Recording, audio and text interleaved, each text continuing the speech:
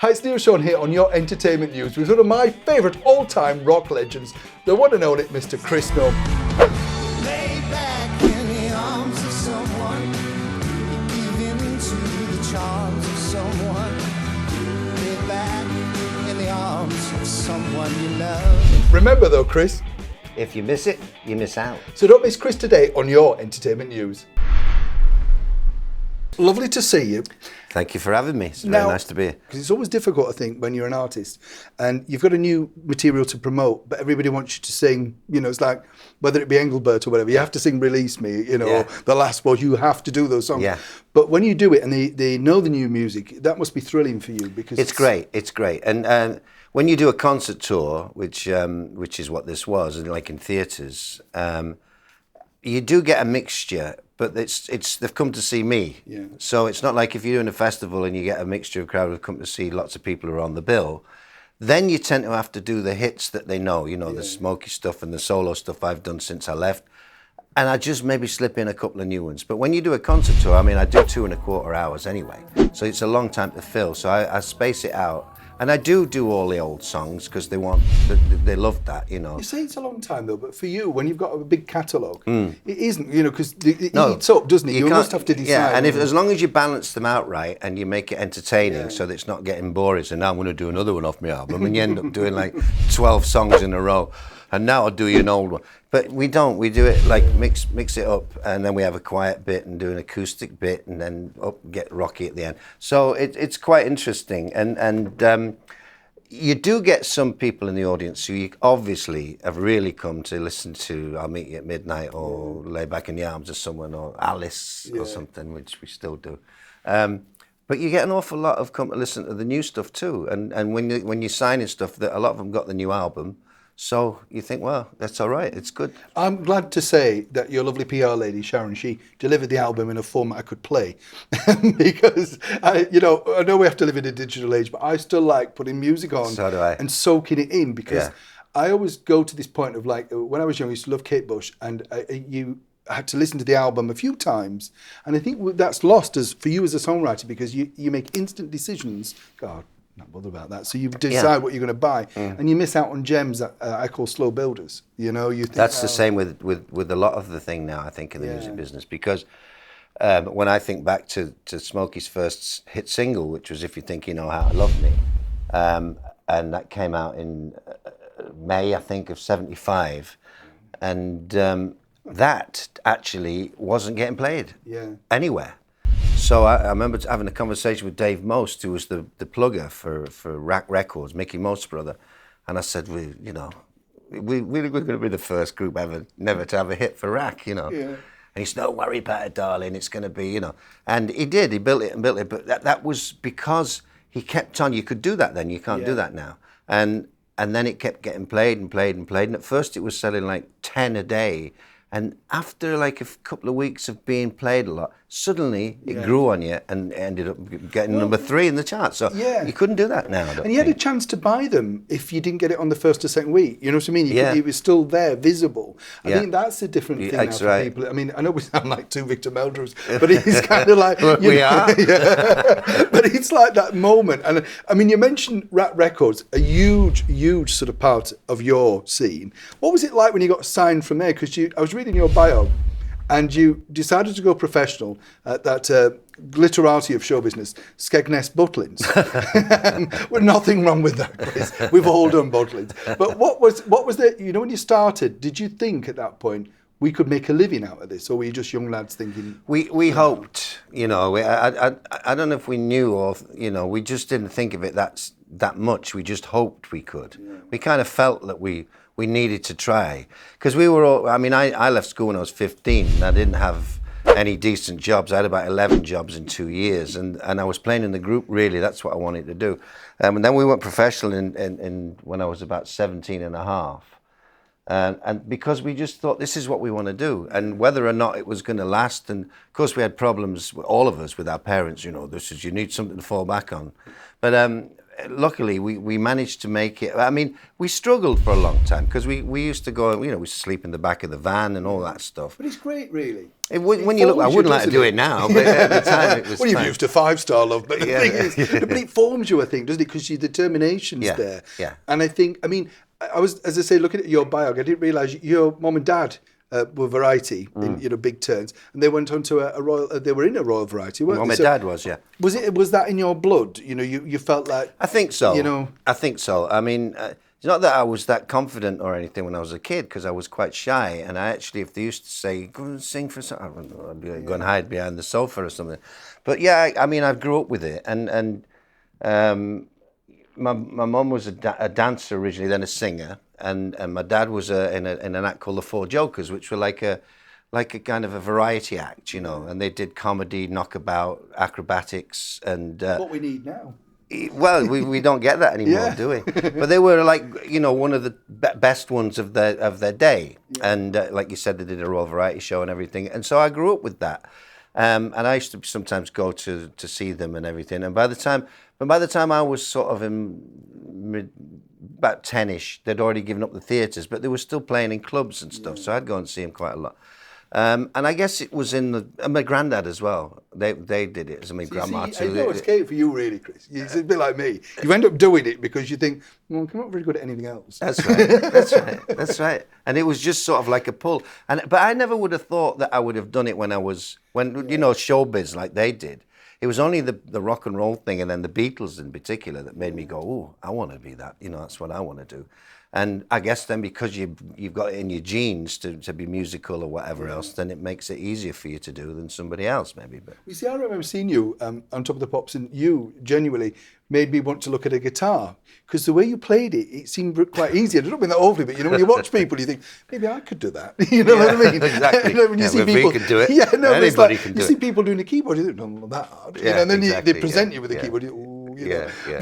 And your time after that, you as I say, you were I love this name, the Elizabethans. what did you dress as Elizabeth? Nearly. Yeah, I knew it. We actually we did have like green suits, normal green suits, but with yellow with ruffles coming out.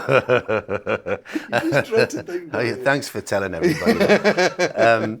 No, I mean, yeah, we did. I don't know who the hell thought that name up. I don't know. I actually think it was, we were doing an audition. It's what the story I think is right, is we were doing an audition for some agent, and they rang up while nobody was in to my house. My mum answered, and we didn't have a name yet. So they said, what's the name of the group? And she said, the Elizabethans. I think that's what happened, because you don't rely on your mum. So we stuck with that. But it was all right for clubs, because we started off doing working men's clubs where we lived. It was the only place you could play, really.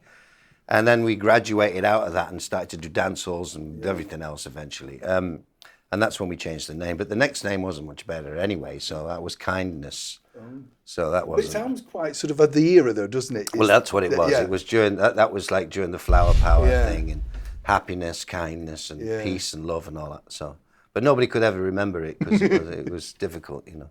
Now, you, as you say, you worked with Rack and Mickey Most and everything, and also part of with Mike Chapman and Chinny Chap. What was that like? I mean, they were like massively successful songwriters. Yeah. Did you get to know them well, and did you see them in operation? And yeah, I mean, we were working with them all the time, especially Mike Chapman, because Mike Chapman was the musical side of the business. Nicky Chin and he wrote songs together, but Mike Chapman was the artistic musical one, and Nicky Chin wouldn't want me to say this, but he was more the business side of it, really. And you need both sides, don't you? You do. There's dreamers like us, and then somebody says it's going to cost you a fortune. Shut up. Yeah. And he was the guy who made sure that somebody listened to what they were doing and all that stuff. I'm sure he was contributed towards the writing as well. But Mike Chapman was the producer too, so we were with him constantly in the studio, and we made a lot of albums, you know, in that short period of time. So yeah, we got to know him pretty well. At first, it was a bit.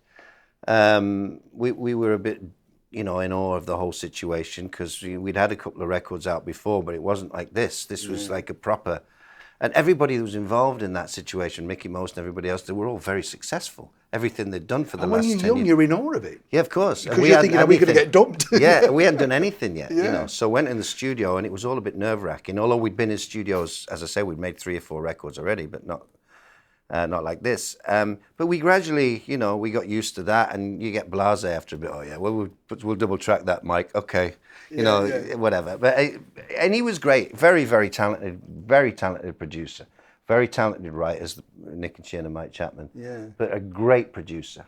Yeah, and then of course you work with him in solo as you with yourself.